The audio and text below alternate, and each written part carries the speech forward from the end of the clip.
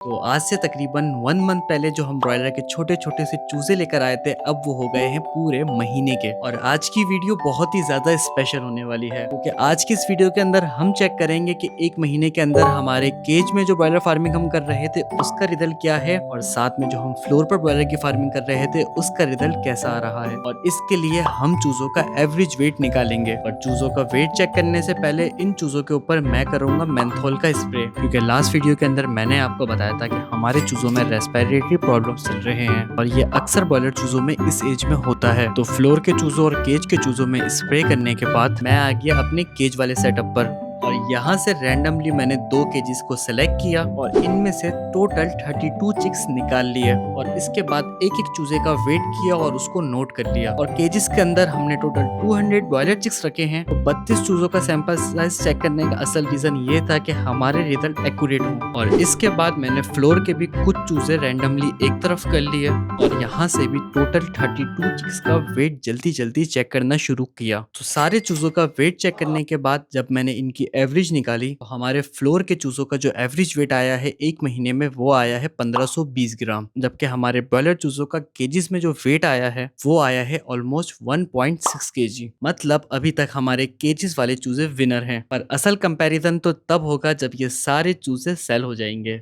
अगर आप इन चूजों की आखिरी वीडियो भी देखना चाहते हैं तो वीडियो को लाइक कर देगा। साथ में अगर आप मुझसे फार्मिंग सीखना चाहते हैं तो हमारा फार्मिंग का कोर्स बाय कर सकते हैं, जिसकी फीस है 2500 रुपीज। क्योंकि मुझे खुद फार्मिंग करते हुए तकरीबन 7 साल हो गए, और साथ में जो मेरी डिग्री है वो भी BS पोल्ट्री साइंस की है। कोर्स की मजीद डिटेल के लिए आप हमारे टीम के व्हाट्सएप नंबर पर कॉन्टेक्ट कर सकते हैं।